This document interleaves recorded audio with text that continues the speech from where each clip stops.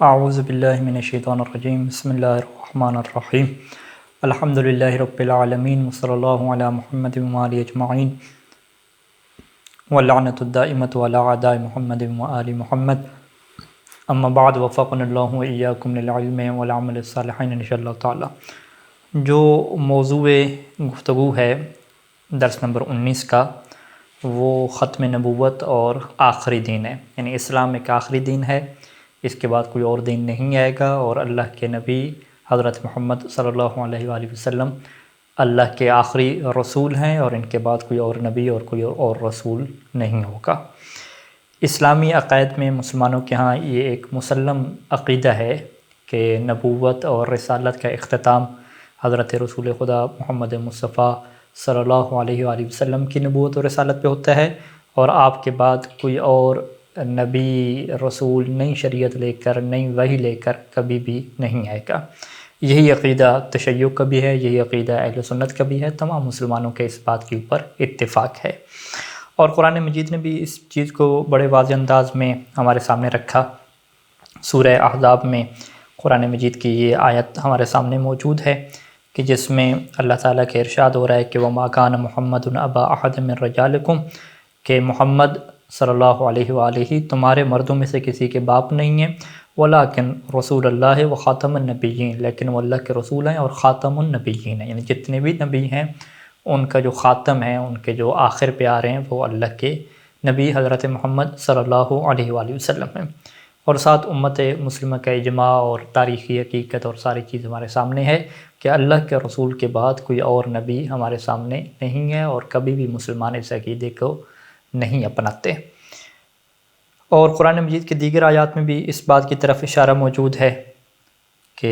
یہ جو آیت ہے سورہ اعراف کی 158 نمبر آیت کہ قُلْ يَا أَيُّهَا النَّاسُ إِنِّي رَسُولُ اللَّهِ إِلَيْكُمْ جَمِيعًا، کہہ دیجئے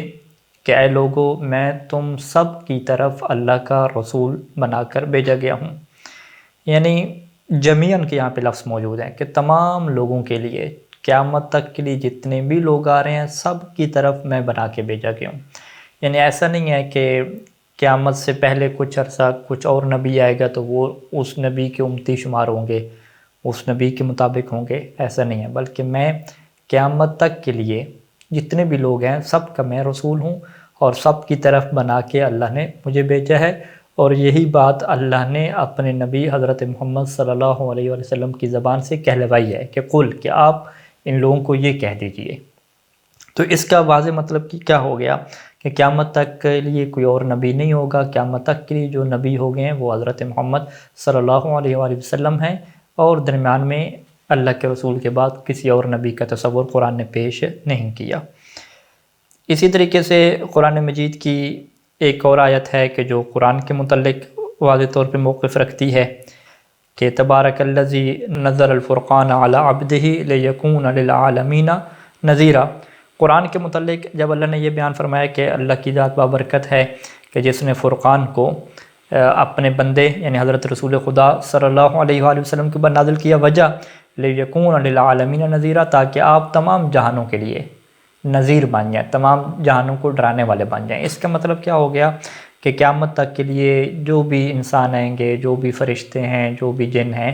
سب کے لیے جو نذیر کی حیثیت رکھتے ہیں وہ حیثیت ہمارے نبی حضرت محمد صلی اللہ علیہ وآلہ وسلم کی ہے، اور کسی کی حیثیت نہیں ہے۔ تو قرآن کی یہ آیت بھی واضح طور پہ بیان کر رہی ہے کہ قیامت تک کے لیے جو نذیر ہے وہ حضرت رسول خدا صلی اللہ علیہ وآلہ وسلم ہیں، ان کے علاوہ کسی اور کے متعلق قرآن نے بیان نہیں فرمایا۔ اور ایک اور نقطہ کہ جس سے یہ بات واضح ہوتی ہے کہ اللہ کے نبی آخری نبی ہیں اور ان کے بعد کوئی اور نبی نہیں ہے، وہ ان کے جو شریعت ہے اس کا مکمل ہو جانا اور گزشتہ تمام شریعتوں کا ختم ہو جانا ہے۔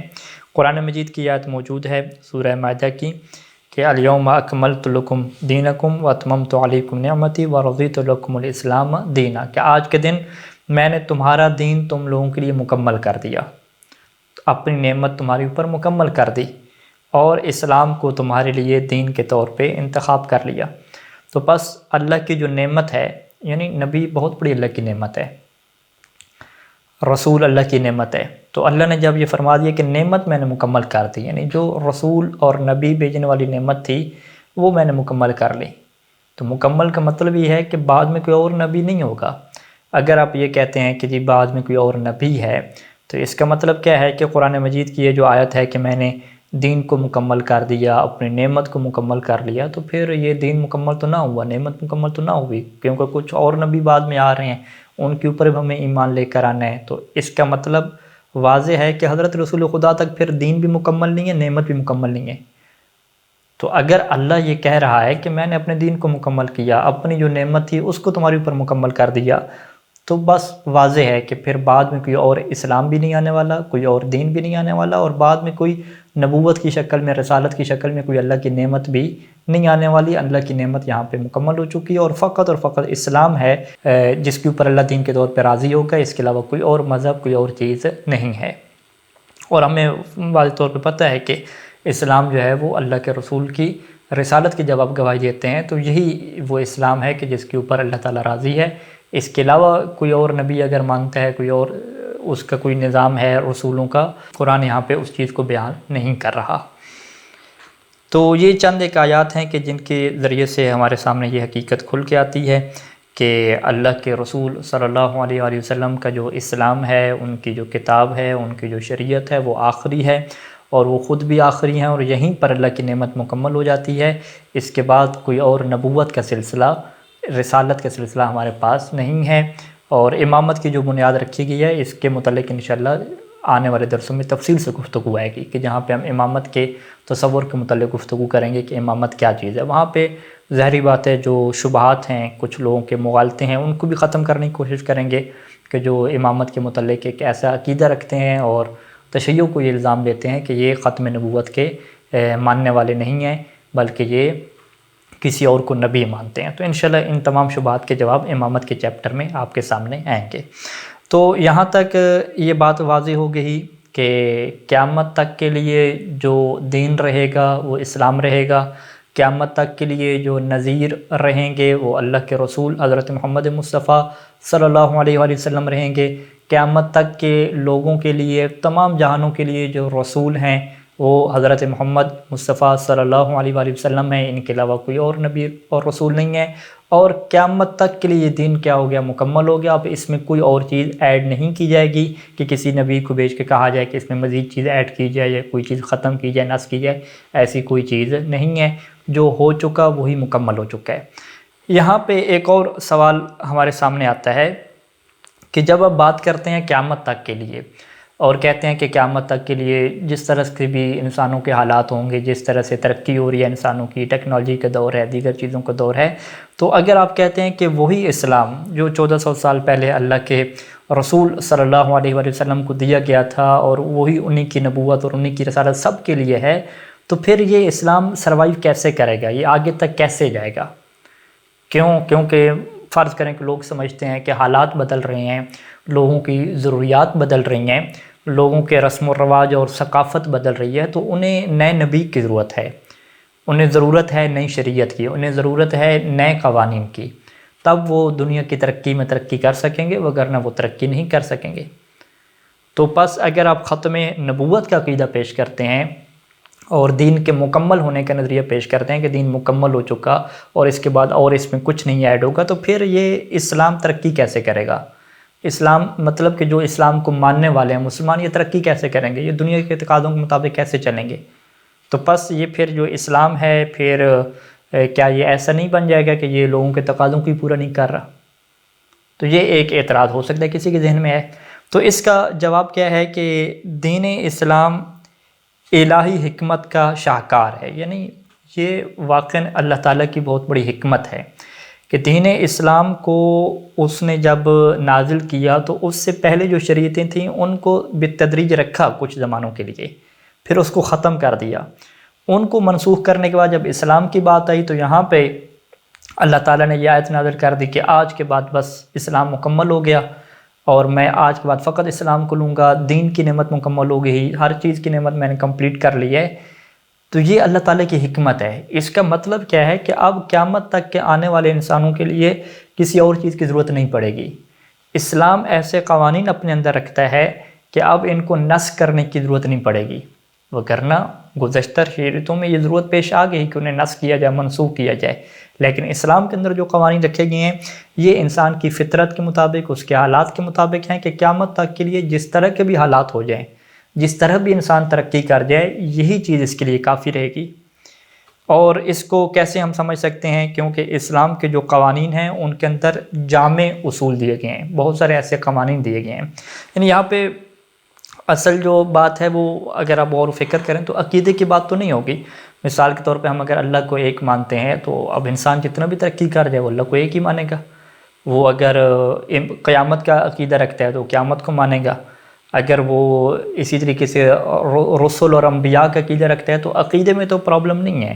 یعنی انسانی ترقی کا انسان کے عقیدے کے ساتھ تو تعلق نہیں ہے کہ انسان کہے کہ جی میری ترقی رک جائے گی، میں آگے نہیں چل سکوں گا، زمانے کے تقاضے بدل جائیں گے، نہیں۔ زمانے کے تقاضوں کی جو بات کی جاتی ہے وہ عمل کی بات کی جاتی ہے، جیسے ہم کیا کہتے ہیں، فقہ کہتے ہیں، قوانین کہتے ہیں کہ اگر میں اس قانون کے اوپر باقی رہوں گا، اگر میں اس طریقے سے کاروبار کرتا رہوں گا سود کے بغیر تو میں پھر ترقی نہیں کر سکوں گا۔ اس فقہ کی بات ہوتی ہے، عمل کی بات ہوتی ہے۔ تو فقہ کے اندر ہمارے پاس دو طرح کی چیزیں ہوتی ہیں۔ کچھ قوانین ایسے ہوتے ہیں کہ جو بالکل ثابت ہیں، ان کے اندر اگر مگر کی اور شرائط کی کوئی بات نہیں ہوتی کہ یہ قانون ہے اور آپ سب کے لیے کیا ہے، رکھ دیا گیا ہے۔ جیسے نماز پڑھنی ہے صاحب نے، نماز کسی حالت میں معاف نہیں ہے۔ لیکن کچھ قوانین شریعت کے ایسے ہیں کہ اس میں باقاعدہ شرائط رکھی گئی ہیں، اور وہ شرائط ایسی اللہ تعالیٰ نے رکھ دی ہیں کہ جتنے بھی حالات پیش آ جاتے ہیں ان شرائط کے مطابق آپ دیکھیں گے اس حکم کو۔ جیسے فرض کریں روزے کا حکم ہے، تو اب روزے کے حکم میں اللہ تعالیٰ نے یہ کہہ دیا کہ جو بندہ روزہ نہیں رکھ سکتا اس کے اوپر روزہ رکھنا واجب نہیں رہے گا۔ اب آپ کیا کہیں گے کہ یہ تو انسانی فطرت کے مطابق ہے، یہ تو نہیں ہے کہ روزہ سب نے رکھنا ہی رکھنا ہے۔ ایک بندہ نہیں رکھ سکتا، اس وجہ سے وہ مریض ہو جائے گا، بیمار ہو جائے گا، اس کے اوپر روزہ نہیں ہوگا۔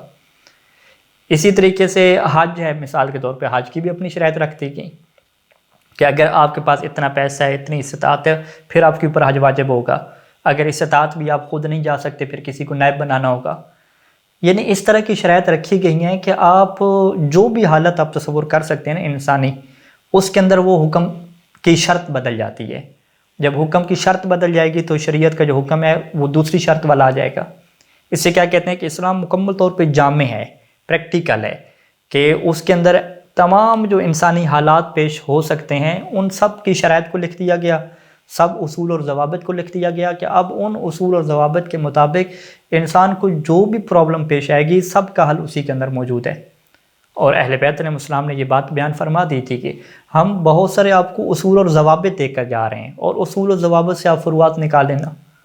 یہ بینک کے سسٹم ہو گئے، کاروبار ہو گئے، نئی ٹریڈنگ ہوگی، جتنی بھی چیزیں ہیں، جب ہم سب کے اندر غور و فکر کریں گے تو ایک بنیادی اصول اس کے مطابق موجود ہیں۔ ہم انہی اصولوں کے مطابق اپنے گھر کا ڈیزائن ہمارا کیسا ہو، اپنے کپڑوں کا ڈیزائن ہمارے پاس کیسا ہو، کاروبار ہم کس ڈیزائن میں کریں، اور باقی ہمارا رہن سہن کا طریقہ کیا ہو، سب کے اللہ نے اصول اور ضوابط معین کیے ہیں۔ وہ اصول اور ضوابط اور وہ شرائط ان کے تحت رہتے ہوئے ہم قیامت تک سروائیو کر سکتے ہیں، قیامت تک جا سکتے ہیں، اور مکمل ترقی میں ہم آگے بڑھ سکتے ہیں، لیکن بشرطے کہ ہم ان اصول اور ضوابط کے مطابق زندگی گزاریں۔ یعنی آپ اگر شروع اسلام میں دیکھ لیں کہ جب حضرت امیر المومنین اسلام کو کچھ عرصہ کے لیے خلافت ملی اور اسلام کے اوپر پریکٹیکل طور پہ انہوں نے عمل کروایا، اگرچہ اس میں بہت زیادہ مشکلات رہیں، جنگوں کا بہت زیادہ شکار رہے، منافقین کی بڑی تعداد تھی، دیگر لوگ تھے، اس کے باوجود بھی آپ دیکھیں کتنے خوبصورت حالات ہو گئے۔ آپ شروع میں اللہ کے رسول کی مدینہ کا جو ان کو 10 سال کا عرصہ مل سکا، مختصر سا عرصہ، وہاں کے ان کے حالات آپ دیکھیں تو مسلمان ترقی میں تھے، لوگ فوج در فوج اسلام میں داخل ہو رہے تھے، عدل و انصاف کا ایک سیٹ اپ تھا، نظام تھا، لوگوں کی ترقی ہو رہی تھی، مظلوم اور فقراء کو انصاف دیا جا رہا تھا، ان کے ساتھ کسی قسم کی کوئی زیادتی نہیں ہونے دی جاتی تھی، یہ سارا ایک رول ماڈل تھا۔ تو اب ہوا کیا کہ جب مسلمانوں نے اپنے ان اصول اور ضوابط کو چھوڑا، جن کاموں سے اسلام نے روکا تھا ان سے نہیں روکے، اصول اور ضوابط کو پامال کر کے کرپشن کا شکار ہوئے، بے ایمانی اور لوٹ مار کی طرف بڑھے، تو پھر ظاہری بات ہے یہ زوال کا شکار ہونے لگے۔ پھر جو اللہ کی نعمت تھی وہ ایسا تو نہیں ہے کہ ان کے پاس باقی رہے۔ یعنی قرآن مجید میں اس بات کو واضح کیا گیا کہ اگر تم خود اپنی حالت کو بدلو گے تو حالت بدل جائے گی، پھر اللہ تم سے نعمت اٹھا لے گا۔ یہ تمہارے اپنے ہاتھ میں ہے کہ تم اپنے آپ کو کہاں پر لے کر جاتے ہو۔ تم خود ہی ہوگے جو اپنے آپ کو ترقی کی طرف لے کر جاؤ گے، تم خود ہی ہوگے جو اپنے آپ کو زوال کی طرف لے جاؤ گے۔ اس میں کوئی اللہ یہ کہہ رہا ہے کہ ہم نے کوئی زبردستی نہیں رکھی ہوئی کسی کے ساتھ کہ کوئی جو ہمارے خاص بندے ہیں تو ہم نے ان کو آگے بڑھانا ہے، کامیاب کرنا ہے، باقی سب کو ہم نے ناکام کرنا ہے۔ نہیں، ہم نے اصول و ضوابط رکھ دی ہیں کہ جو ان اصول و ضوابط کے مطابق اپنی زندگی گزارے گا، اس کے مطابق کاروبار کرے گا، دوسروں کا خیال رکھے گا، تو وہ معاشرہ بھی ترقی کرے گا۔ اور اسلام نے تو ایسے اصول و ضوابط دیے ہیں کہ جہاں پہ معاشرے کی ترقی کے ساتھ ساتھ جو انسانی اقدار ہیں، انسانی جو روح کا سکون ہے، وہ بھی ساتھ ساتھ چلے گا۔ یعنی ایسا نہیں ہے کہ ایک انسان تو دنیا کا سب کچھ حاصل کر لے لیکن وہ اس کا دل پریشان ہو، وہ ٹینشن میں ہو، اس کی زندگی میں سکون نام کی چیز نہ ہو، ظاہری طور پہ اپنے آپ کے تھوڑا فریش کرنے کے لیے، اپنے آپ کو بے چینی سے نکالنے کی خاطر وہ کھیل کود میں تھوڑا لگ جاتا ہو تاکہ یہ تھوڑی بے چینی میری ختم ہو سکے۔ نہیں، ایسا نہیں ہے۔ اسلام مکمل طور پہ اس کی روح کو لے کر ساتھ چلتا ہے۔ اتنا شاندار انسان کو بنا دیتا ہے اسلام کہ پھر یہ بندہ اپنے کمائے ہوئے سے خرچ کرنا بھی شروع کر دیتا ہے، اپنے کمائے ہوئے سے ایک پورا حصہ وہ فقراء کو اور دیگر لوگوں کو دے دیتا ہے، جس سے یہ سارا اصول و ضوابط ہیں۔ قرآن مجید کی یہ آیت ہمارے سامنے موجود ہے، سورہ انفال کی 53 نمبر آیت۔ ذالک بأن اللہ لم یک مغیرا نعمتا انعمہا علی قوم حتی یغیروا ما بانفسہم،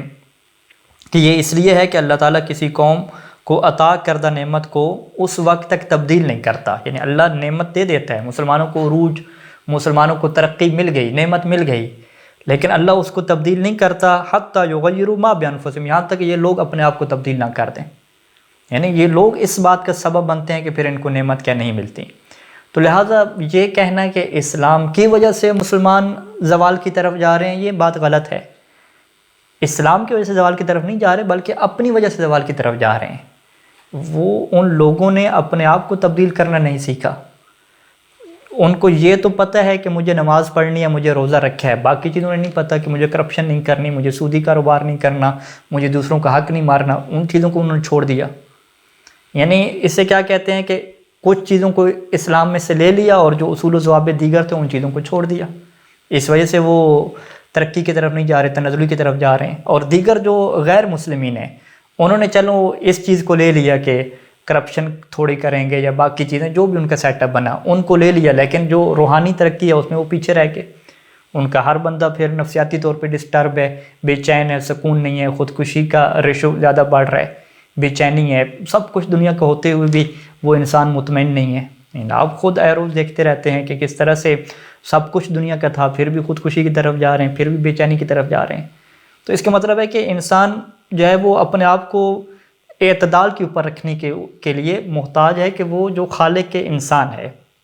جس نے انسان کو وجود بخشا ہے، اگر اس کی دی ہوئی تعلیمات کے مطابق انسان اپنی زندگی نہیں گزارتا تو وہ ترقی بعض اوقات کر جاتا ہے لیکن اپنی اندر سکون کو محسوس نہیں کر سکتا، وہ اطمینان کی زندگی نہیں گزار پاتا۔ تو اگر ان اصولوں کے مطابق چلا جائے اسلام نے دیے ہیں تو پھر ایک ایسا مرحلہ بھی آ جاتا ہے کہ انسان جو ہے وہ روزہ رکھ لیتا ہے اور اپنا سب کچھ جو ہوتا ہے وہ عطا کر دیتا ہے، عطا کرنے کے باوجود بھی وہ سکون کی حالت میں رہتا ہے۔ پھر قرآن مجید کی آیات نازل ہوتی ہیں اس کی شان میں کہ یہ وہ انسان ہے کہ اس پہ ایک ایسا زمانہ بھی آتا ہے کہ پھر اس زمانے میں یہ دوسروں کے اوپر ایثار کرنا شروع کرتا ہے، اور ایثار بھی اس انداز سے کرتا ہے کہ اس کو یہ بھی تمنا نہیں ہوتی کہ وہ اس کا شکر ادا کریں یا اس کو بدلے میں کوئی گفٹ وغیرہ عطا کریں۔ یہ فقط اور فقط اپنے اللہ، اپنے مالک، اپنے خالق کی رضا کی خاطر سب کچھ کرتا ہے۔ تو یہ جو خوبصورت تصور ہے اسلام کا، خوبصورت اصول و ضوابط ہیں، یہ وہ ضوابط ہیں کہ جو اسلام کو ابدی وجود بخشتے ہیں، قیامت تک کے لیے اسے جامع قوانین اور لازوال وجود ادا کرتے ہیں کہ اس وجود کے ہوتے ہوئے کوئی بھی یہ نہیں کہہ سکتا کہ ہمیں دوسرے نبی کی ضرورت ہے، ہمیں ایک الگ شریعت کی ضرورت ہے یا ختم نبوت کا ہمیں انکار کرنا پڑے گا تب جا کے ہم ترقی کر پائیں گے۔ یہ ساری باتیں پھر دری کی دری رہ جاتی ہیں اور انسان کی خواہشات ہو جاتی ہیں، نہ کہ حقیقت ہوتی ہے۔ وصلی اللہ علی محمد وآلہ اجمعین۔